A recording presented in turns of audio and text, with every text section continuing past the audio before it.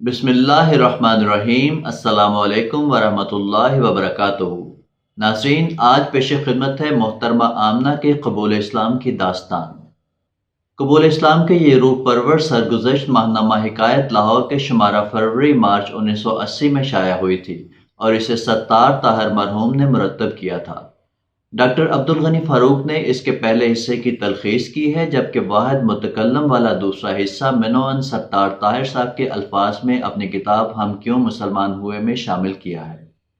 محترمہ آمنہ کی یہ کہانی دراصل 3 نو مسلموں کے قبول اسلام کی داستان ہے۔ چونکہ تینوں کا تعلق محترمہ آمنہ کی لائف سٹوری سے ہے، اس لیے اسے ایک ہی داستان میں مجتمع کیا گیا ہے۔ محترمہ آمنہ کا تعلق امریکی حبشیوں کی ایک چھوٹی سی بستی سے تھا۔ آبائی مذہب عیسائیت اور نام سنتھیا تھا۔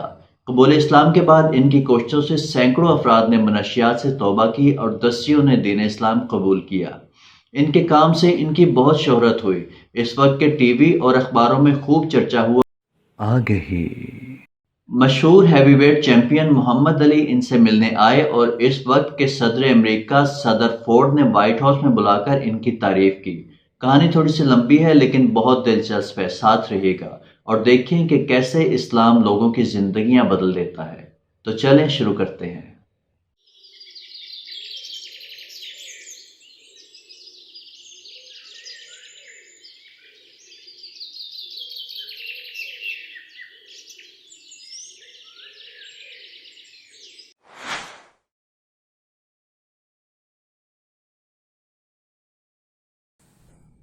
محترمہ آمنہ 50 سالہ سیاہ فام امریکی خاتون ہیں جو اپنی سماجی خدمات کی وجہ سے عالمگیر شہرت رکھتی ہیں۔ 1980 میں ان کے بارے میں جو کتاب شائع ہوئی، اس کے مطابق 350 افراد نے ان کی ترغیب سے منشیات سے توبہ کی تھی اور 21 مرد و زن نے اسلام قبول کر لیا تھا۔ قابل ذکر امر یہ ہے کہ شکاگو نیوز سے وابستہ زبردست صلاحیتوں کے حامل یہ صحافی خاتون جسمانی اعتبار سے معذور ہے۔ وہ شکاگو کے سلم نامی حبشیوں کے ایک ایسے محلے میں پیدا ہوئی جو غلاظت، جرائم، منشیات اور غربت و افلاس کا گڑھ تھا۔ اس کا پیدائشی نام سنتھیا تھا۔ اس کا باپ بھی اکثر حبشیوں کی طرح آوارہ منش، نشہ باز اور جرائم پیشہ آدمی تھا۔ اس کی ماں سفید فاموں کے گھروں میں مزدوری کر کے گھر کا خرچ چلاتی تھی۔ باپ کی غیر ذمہ داری اور سنگ دلی کی وجہ سے وہ بہت بچپن میں پولیو کا شکار ہو گئی، مگر وہ غیر معمولی ذہنی صلاحیتوں کی مالک تھی۔ 5 سال کی عمر میں اس کی ماں ایک سستی سی پہیوں والی کرسی خرید لائی اور اسے ایک اسکول میں چھوڑ آئی۔ سنتھیا نے جب بولنا شروع کیا تھا وہ بار بار کہا کرتی تھی، میں اسکول جاؤں گی، میں اسکول جاؤں گی۔ سنتھیا بڑی سمجھدار اور ذہین بچی تھی۔ وہ اپنی کرسی کو گھسیٹتی ہوئی اسکول چلی جاتی، گھر آ جاتی اور کتابیں پڑھتی رہتی۔ اس کے اساتذہ اس کی ذہانت سے بہت متاثر تھے۔ وہ بڑی صابر اور باہمت بچی تھی۔ وہ کسی احساس کمتری میں مبتلا نہ ہوئی۔ دوسرے بچوں کو بھاگتے دوڑتے دیکھ کر وہ اپنی معذوری پر کبھی آنسو بہاتی نہ پریشان ہوتی، اور سر جھکائے بڑے اطمینان اور یکسوئی سے مطالعہ کرتی رہتی۔ اس نے اسکول میں اپنی ذہانت کی دھاک بٹھا دی تھی۔ اسے ہر سال انعام ملا کرتا تھا۔ وقت گزرتا گیا اور سنتھیا 17 سال کی ہو گئی۔ اس نے اسکول کی تعلیم مکمل کر لی تھی اور اب یونیورسٹی میں داخلہ لینا تھا۔ چونکہ اس کی اعلیٰ تعلیمی کارکردگی اور ذہانت سے سبھی متاثر تھے، اس لیے اسے وظیفہ مل گیا اور وہ 5 برس تک یونیورسٹی میں تعلیم حاصل کرتی رہی اور اعزاز کے ساتھ اسے مکمل کیا، اور ایک مقامی اخبار شکاگو نیوز میں اسے ملازمت بھی مل گئی۔ یہی وہ زمانہ تھا جب سنتھیا امریکہ کے مشہور سیاہ فام رہنما میلکم ایکس کے کردار سے متعارف ہوئی۔ موصوف مشہور و معروف جرائم پیشہ اور منشیات فروش حبشی تھا۔ وہ بے شمار سنگین وارداتوں میں ملوث تھا اور زندگی کا بڑا حصہ جیلوں میں گزار چکا تھا۔ پھر خدا کا کرنا یہ ہوا کہ میلکم مسلمان ہو گیا، اور نہ صرف اس کی اپنی زندگی میں زبردست انقلاب آ گیا اور وہ ایک صالح پاک باز مسلمان بن گیا، بلکہ اس کی تبلیغ و ترغیب سے ہزاروں سیاہ فام لوگوں کی زندگیاں بدل گئیں۔ اس نے سینکڑوں ایسے رضاکار تیار کیے جو خاص طور پر حبشیوں کو راہ راست پر لانے اور نشے سے نجات دلانے کے لیے دن رات کوشاں رہتے تھے۔ یہ ایک نئی تحریک تھی، ایک نیا انقلاب تھا جو آہستہ آہستہ امریکی حبشیوں میں آ رہا تھا اور جو انہیں وقار سے زندہ رہنا سکھا رہا تھا۔ سنتھیا میلکم ایکس کی زندگی کے دونوں پہلوؤں سے واقف تھی، اس لیے اس کے دل و دماغ نے مذہب اسلام سے بھی گہرا اثر قبول کیا تھا، اور چونکہ وہ مطالعے کی رسیا تھی اس لیے اس نے اسلام کے بارے میں بہت کچھ پڑھ ڈالا اور اسے اپنے تصورات اور انسانی فطرت کے عین مطابق پایا تو اسے قبول کر لیا۔ اور ایک روز جب وہ حسب معمول اس کا والد شراب کے نشے میں دھت اس کی ماں کی پٹائی کرنے والا تھا تو اس نے اپنے باپ کو سمجھانا شروع کر دیا اور ماں کو صبر کی تلقین کرنے لگی، اور گفتگو کی تیزی میں انہیں بتا دیا کہ وہ اسلام قبول کر چکی ہے، جس کے بعد جو کچھ ہوا اسے خود سنتھیا بلکہ آمنہ کی زبانی سنیے۔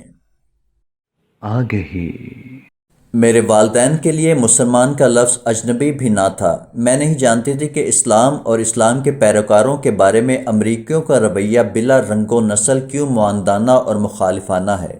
میری زبان سے یہ سننے کے بعد کہ میں مسلمان ہو چکی ہوں میرے والدین کو بے حد تعجب ہوا، خاص طور پر میری ماں کو بے پناہ صدمہ ہوا۔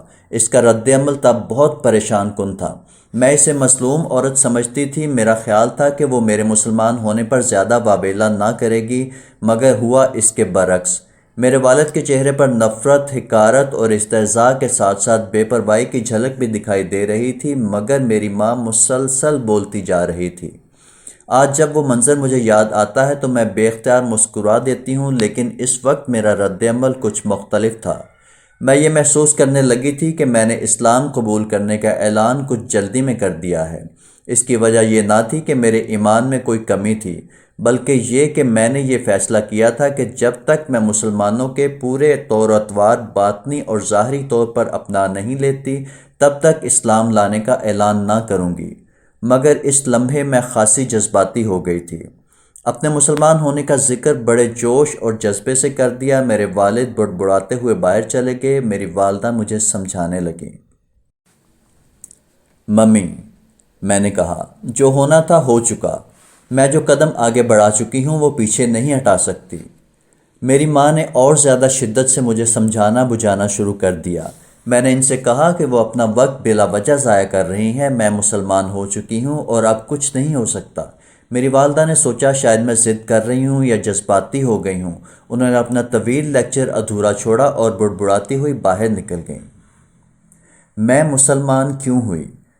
یہ بات مجھ سے کئی لوگوں نے پوچھی ہے اور میں کئی بار جواب دے چکی ہوں۔ اس کے باوجود میں سمجھتی ہوں کہ مجھے اس سوال کا جواب بڑے سکون اور اطمینان سے دینا چاہیے۔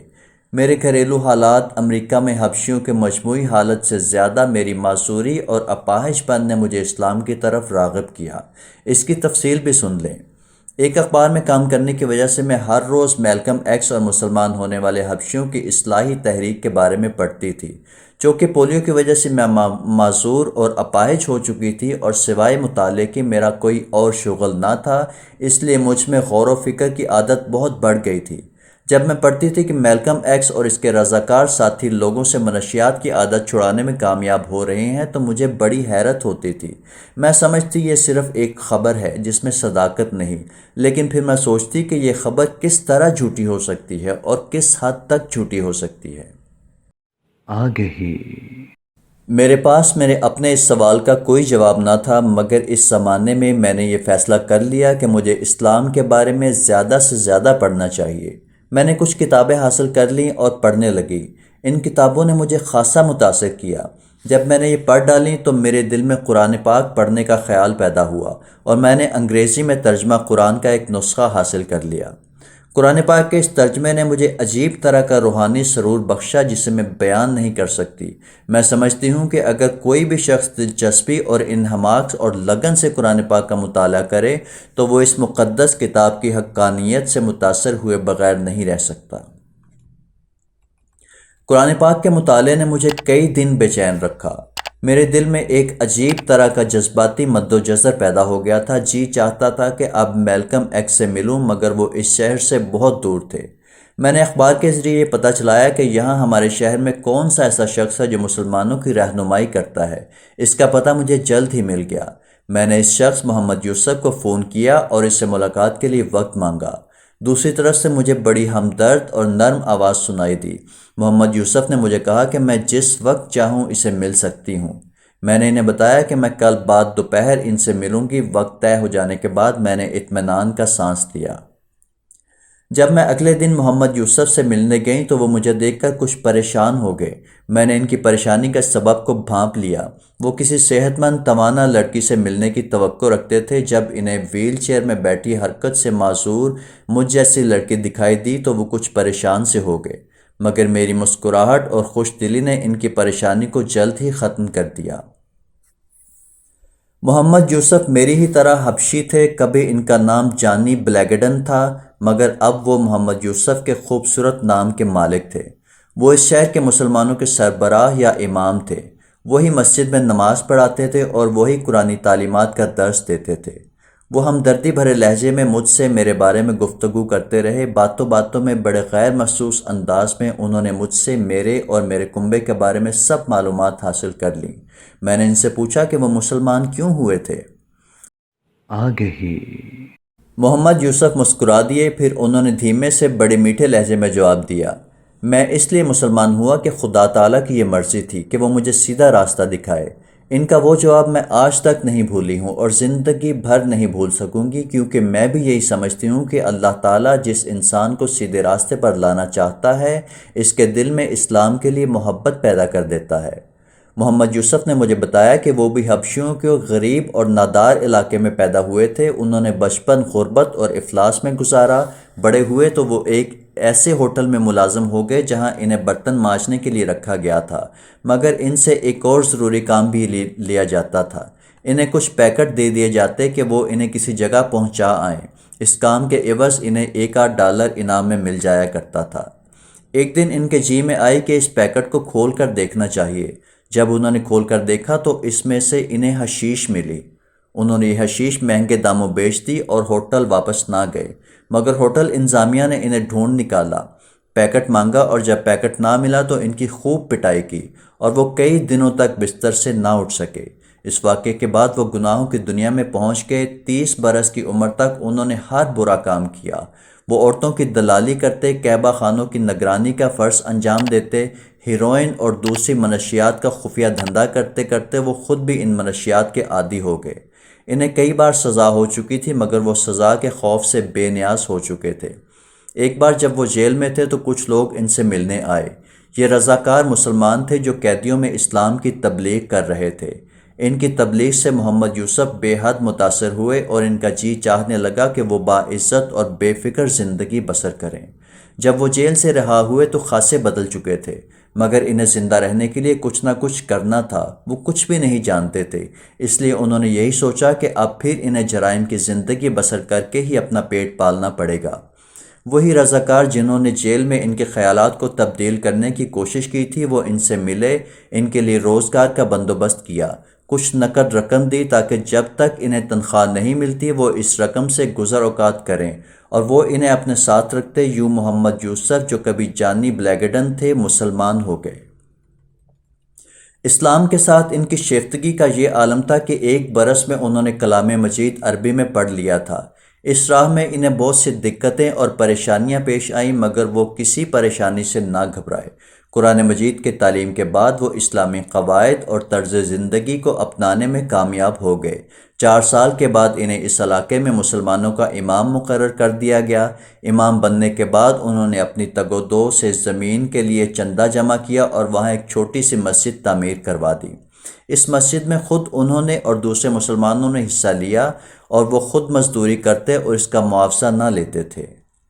میں محمد یوسف کی زندگی اور ان کی باتوں سے بے حد متاثر ہوئی اور ان سے کہا کہ میں مسلمان ہونا چاہتی ہوں۔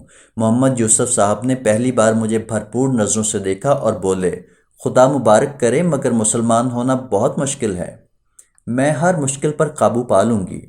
الحمدللہ، انہوں نے کہا، کیا تمہیں کلمہ اور نماز آتی ہے؟ آگے ہی میں نے نفی میں سر ہلایا تو انہوں نے مجھے ایک چھوٹی سی کتاب دی۔ اس میں رومن حروف میں کلمہ اور نماز لکھی ہوئی تھی۔ کہنے لگے، اسے یاد کر لو اور اگر ہو سکے تو سپہر کو تھوڑی دیر کے لیے آ جایا کرو۔ میں نے چند دنوں میں نہ صرف کلمہ اور نماز ازبر کر لی بلکہ ان کے معنی بھی سمجھ لیے۔ اس دوران میں محمد یوسف سے بھی ملتی رہی اور ان سے دین اسلام کے بارے میں معلومات حاصل کرتی رہی۔ جمعہ کا دن تھا۔ مسجد میں تمام مسلمانوں کے سامنے میں نے کلمہ پڑھا اور مسلمان ہو گئی۔ میرا نام آمنہ رکھ دیا گیا۔ مسلمان ہونے کے بعد میں نے پہلا کام یہ کیا کہ کھانے کے ساتھ تھوڑی بہت شراب پینے کی جو عادت تھی اسے ترک کر دیا۔ میں سگریٹ بھی پی لیا کرتی تھی، یہ بھی چھوڑ دیے اور مسلمان عورتوں جیسا لباس سلنے کے لیے دے دیا۔ میں سمجھتی تھی کہ جب میں مسلمان عورتوں کی طرح لمبے چوغے میں اپنا جسم چھپاؤں گی اور سر کو بھی ڈھانپوں گی تو ویل چیئر میں بیٹھی ہوئی خاصی مضحکہ خیز دکھائی دوں گی۔ میں نے ہر طنز اور مذاق کا سامنا کرنے کا فیصلہ کر لیا۔ جب میں پہلی بار مسلمان عورتوں کا لباس پہن کر گھر سے نکلنے لگی تو میری ماں نے مجھے حیرت سے دیکھا۔ سنتھیا، یہ کیا پہن رکھا ہے تم نے؟ اس کے چہرے پر طنز تھا۔ میرے والد نے بھی جو رات بھر شراب پینے کے بعد اب کرسی پر بیٹھے اونگ رہے تھے اپنے سرخ آنکھیں کھول کر مجھے دیکھا اور کہا لگایا، ممی یاد رکھیے میرا نام آمنہ ہے، سنتھیا نہیں۔ آمنہ؟ کیا نام ہوا یہ بھلا؟ ماں نے کہا۔ لڑکی، تیرا دماغ تو نہیں چل گیا؟ میں نے اپنی والدہ کو سمجھانے کی کوشش کی کہ میں انہیں بتا چکی ہوں کہ میں مسلمان ہو چکی ہوں اور اب میں مسلمانوں کی طرح باقاعدہ زندگی کا آغاز کر رہی ہوں۔ تمہاری جگہ جہنم میں ہے۔ اس سے پہلے کہ وہ کچھ اور کہتی میں نے ان کی بات کاٹ کر کہا، ممی آپ کو میرے معاملات میں دخل دینے کی ضرورت نہیں۔ اگر کوئی بات کرنی ہے تو جب میں دفتر سے آؤں گی تو کر لینا، اس وقت مجھے دیر ہو رہی ہے۔ میں ویل چیئر کو دھکیلتی ہوئی باہر نکل گئی۔ حبشیوں کے اس گندی بستی میں جس کسی نے مجھے اس لباس میں دیکھا وہ پہلے تو حیران ہوا، پھر مذاق اڑانے لگا، مگر میں نے کسی کی ایک نہ سنی اور اپنی راہ چلتی رہی۔ جب میں اپنے اخبار کے دفتر پہنچی تو وہاں بھی شدید رد عمل پیدا ہوا۔ بہت سے لوگ میرے ارد گرد جمع ہو گئے جب میں نے انہیں بتایا کہ میں مسلمان ہو گئی ہوں اور مسلمان عورتیں ایسا ہی لباس پہنتی ہیں، تو بعض لوگوں نے تو خاموشی اختیار کر لی اور بعض بڑبڑاتے ہوئے چلے گئے۔ اتفاق سے اس روز تنخواہ کا دن تھا۔ تنخواہ ملی تو میں نے اس کا 1/4 حصہ اپنے علاقے کی مسجد کے فنڈ میں جمع کروا دیا۔ جب میں گھر لوٹی تو میری والدہ میرا انتظار کر رہی تھی۔ میرے والد بھی گھر پر ہی موجود تھے۔ میں تنخواہ کا نصف حصہ اپنی والدہ کو دے دیا کرتی تھی۔ اس رقم سے میرے والد اپنے نشے کے لیے کچھ پیسے اینٹھ لیا کرتے تھے۔ میں نے جب انہیں اپنی تنخواہ کی کچھ رقم دی تو اپنی ماں کو دی تو اس نے حیرت سے مجھے دیکھا اور پوچھا، تم نے اس بار $10 کم دیے ہیں؟ ہاں، اب ہر ماہ آپ کو اتنی ہی رقم ملے گی۔ میں نے اپنی تنخواہ کا 1/4 مسجد کو دینے کا فیصلہ کر لیا ہے۔ میری یہ بات سنتے ہی وہ مجھے، مسلمانوں اور مسجد کو کوسنے لگی۔ میں نے کوئی جواب دینا مناسب نہ سمجھا اور اپنے کمرے میں چلی گئی۔ میں بہت دیر تک والدہ کو بکتے جھکتے سنتی رہی۔ بیچ بیچ میں میرے والد کی آواز بھی سنائی دیتی تھی، اب سنتھیا ہمارے ہاتھ سے نکل گئی، مسلمانوں نے اس کا دماغ خراب کر دیا، ہم نے تو کبھی گرجے کو چندہ نہیں دیا، یہ تنخواہ کا 1/4 مسجد کو دینے لگی ہے۔ میرے والد اور والدہ کے نزدیک مسلمان لٹیروں سے کم نہ تھے جو ان کی بیٹی کی کمائی لوٹ کر لے گئے تھے۔ آہستہ آہستہ میں نے اپنی زندگی اسلام کے قوانین کے مطابق ڈھال لی۔ وہ لوگ جو پہلے مجھ پر انگلیاں اٹھاتے تھے مجھ سے بے پرواہ ہو گئے۔ میرے اور اسلام کے خلاف زبانیں زہر اگلنے والی زبانیں خاموش ہو گئیں۔ آگے ہی اور پھر کرسمس کا تہوار آ گیا۔ ہم خواہ کتنے ہی غریب اور بدحال کیوں نہ ہوں، کرسمس کو ٹھاٹ باٹ سے منانے کا اہتمام ضرور کرتے ہیں۔ کرسمس کے روز شراب پانی کی طرح بہائی جاتی ہے۔ اب میں نے مہمانوں کے ساتھ شراب کے جام کو چھونے سے ہی انکار کر دیا تو گھر میں قیامت برپا ہو گئی۔ والد تو صبح سے نشے میں دھت تھے، والدہ بھی 2-1 بار مہمانوں کے ساتھ پی چکی تھیں۔ نشے کی حالت میں وہ مجھ پر برسنے لگے، مہمان بھی نشے میں تھے، وہ بھی جو ان کے منہ میں آیا بکنے لگے۔ ان سب کی حالت قابل رحم تھی۔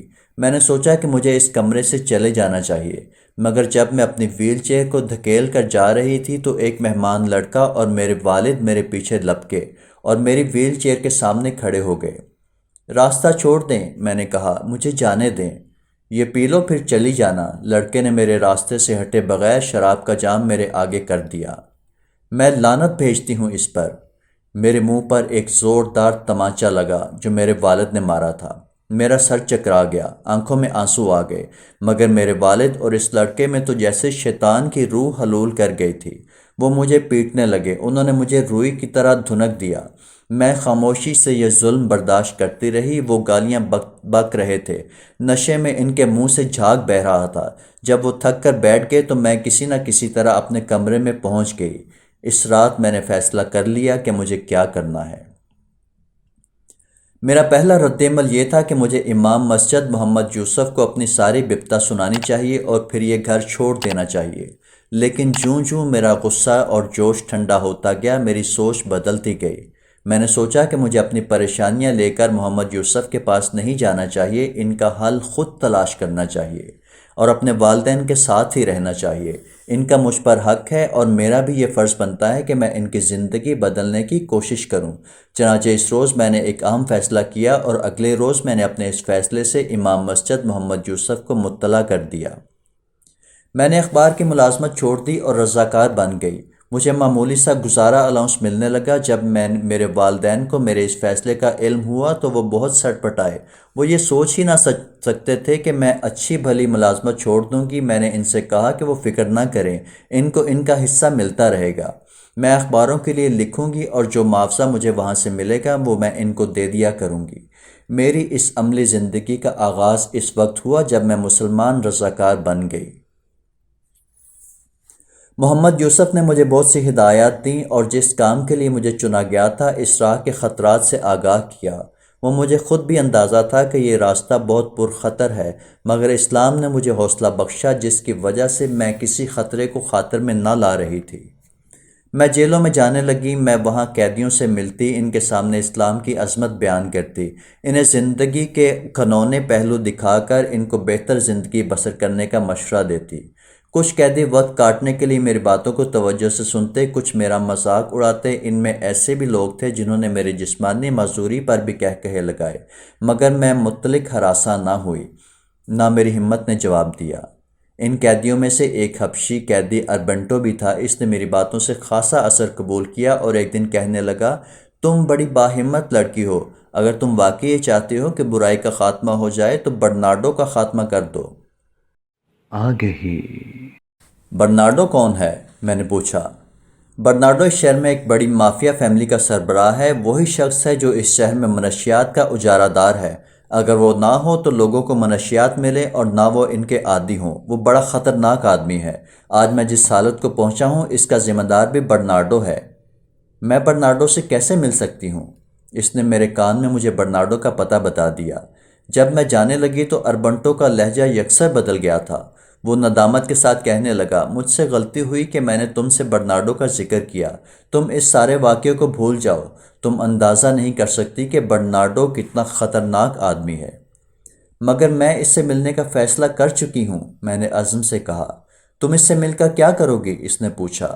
اس کو سیدھا راستہ دکھانے کی کوشش کروں گی۔ وہ ہنسنے لگا۔ اس کے کہے دور تک میرا پیچھا کرتے رہے۔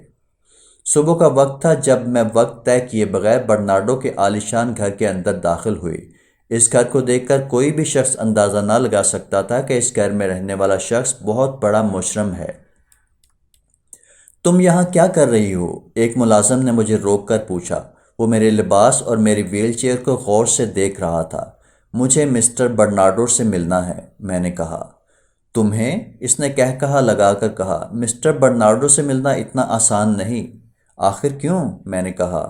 وہ بھی انسان ہے اور انسان انسانوں سے ملا جلا کرتے ہیں۔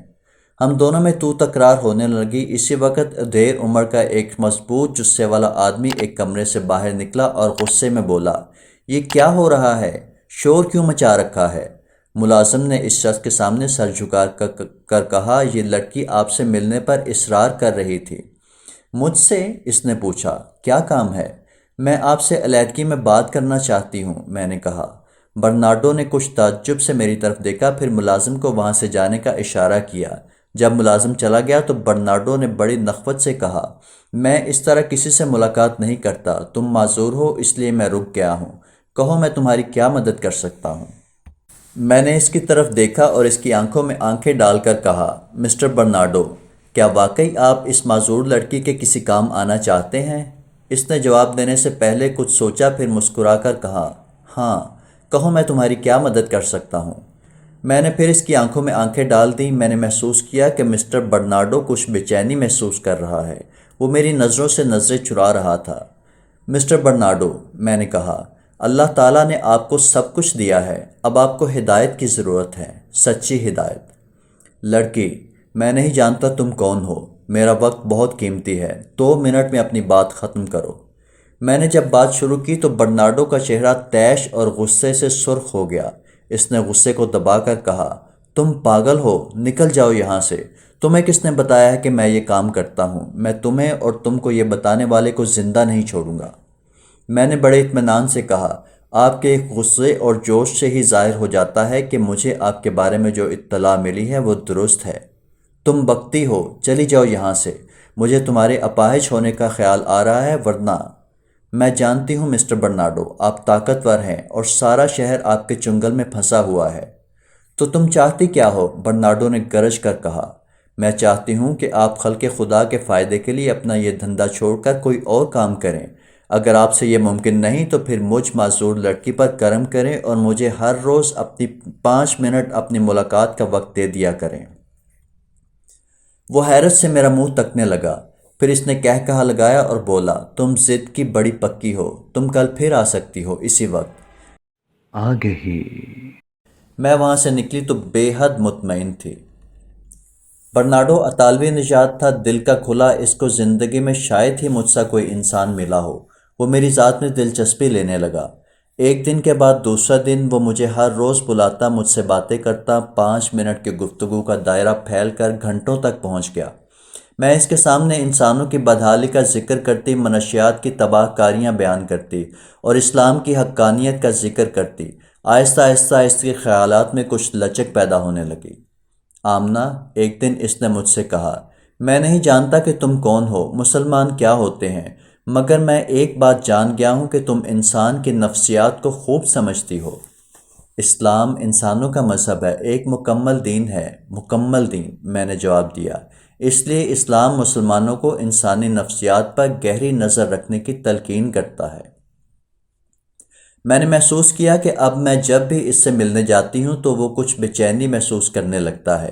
اس نے ایک دن مجھ سے کہا، آمنہ، کیا واقعی انسان کی زندگی فانی ہے؟ انسان کو دنیا میں اچھے کام کرنے چاہیے اور دوسروں کا بھلا سوچنا چاہیے۔ الحمدللہ، میں نے جواب دیا، خدا کا لاکھ لاکھ شکر ہے کہ یہ بات آپ کے ذہن میں سما گئی۔ چند دنوں بعد برنارڈو نے اپنا دھندا چھوڑ دیا اور راہ راست پر آ گیا۔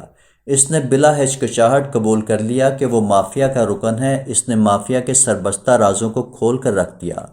آپ کو یاد ہوگا کہ صدر فورڈ کے عہد صدارت میں برنارڈو کے اس عمل سے امریکہ میں کتنا تہلکہ مچا تھا۔ برنارڈو نے اخبار نویسوں سے کہا تھا کہ ایک اپاہج اور معذور لڑکی نے مجھے یہ طاقت پرواز بخشی ہے کہ میں برائی کی زنجیروں کو توڑ دیا ہے اور کھلی آزاد فضاؤں میں اڑنے کی ہمت اپنے اندر محسوس کر رہا ہوں۔ اس روز میں بہت روئی تھی جب مجھے یہ خبر ملی کہ برنارڈو کو جیل میں گولی مار دی گئی ہے۔ اس کو مافیا کے آدموں نے قتل کر دیا تھا۔ اس کا زندہ رہنا ان کے لیے خطرناک ثابت ہو سکتا تھا۔ وہ ایک ایسا انسان تھا جو راستے کی راہ پر چل نکلا تھا۔ وہ زندہ رہتا تو بڑا مسلح ثابت ہو سکتا تھا۔ برنارڈو کے تائب ہونے کی وجہ سے مجھے پریس نے بڑی شہرت دی۔ میری تصویریں شائع ہونے لگیں، اخباروں اور رسالوں میں میرے انٹرویو شائع ہوئے، ٹی وی اور ریڈیو پر مجھے بلایا گیا اور میری خدمات کو بے حد سراہا گیا۔ عالمی ہیوی ویٹ چیمپئن محمد علی مجھ سے ملنے آئے، انہوں نے میری بڑی تعریف کی۔ صدر فورڈ نے مجھے وائٹ ہاؤس میں بلایا اور میری تعریف کی۔ اس شہرت اور عزت کے باوجود مجھ میں تکبر پیدا نہیں ہوا، کیونکہ اللہ تعالیٰ کو تکبر پسند نہیں ہے۔ اسلام نے میری زندگی میں جو انقلاب پیدا کیا، میں ساری دنیا میں پھیلانا چاہتی ہوں، اور اگر یہ میرے بس میں نہیں تو میرے دل میں یہ خواہش ضرور ہے کہ اسلام کی برکات اور فیوز سے امریکہ کے سیاہ فام ضرور فیض یاب ہوں۔ میرے والد شراب سے توبہ کر چکے ہیں اور نشہ چھوڑ چکے ہیں۔ میری والدہ میری عزت کرتی ہیں، اگرچہ انہوں نے اپنا مذہب نہیں چھوڑا، مگر ان کی زندگی میں بڑی تبدیلی رونما ہو چکی ہے۔ پچھلے چند برسوں میں میری کوششوں کی وجہ سے 350 افراد نے منشیات سے توبہ کی ہے اور 21 مردوں اور عورتوں نے اسلام قبول کیا ہے۔ میں ایک اپاہج عورت ہوں، مگر میں اپنے آپ کو اپاہج نہیں سمجھتی، کیونکہ میرا ایمان ہے کہ جو شخص مسلمان ہو جائے وہ کبھی اپاہج نہیں ہو سکتا، خدا اس کا سہارا بن جاتا ہے۔ میری زندگی اسلام کے لیے وقف ہو چکی ہے اور میں اسلام کے لیے ہی کام کروں گی اور اسلام کی روح انسانوں میں پھونک دینا چاہتی ہوں۔ جب بھی کوئی انسان برائی کا راستہ ترک کرتا ہے تو میں سمجھتی ہوں کہ اسلام کی فتح ہوئی ہے۔ تو یہ ہے میری کہانی سنتھیا سے آمنہ بننے کی۔ ناظرین، یہ تھی آج کی سچی داستان۔ چینل سے جڑے رہیں۔ ویڈیو اگر پسند آئی ہو تو لائک کر دیں اور زیادہ سے زیادہ اپنے دوستوں اور احباب میں شیئر کر دیں۔ چینل کو سبسکرائب کر لیں اور بیل آئیکن کو بھی دبا دیں کیونکہ اس چینل پر ابھی بہت کچھ آپ کی دلچسپی اور معلومات کے لیے آنے والا ہے۔ اپنا بہت سارا خیال رکھیے گا۔ فی امان اللہ۔ آگہی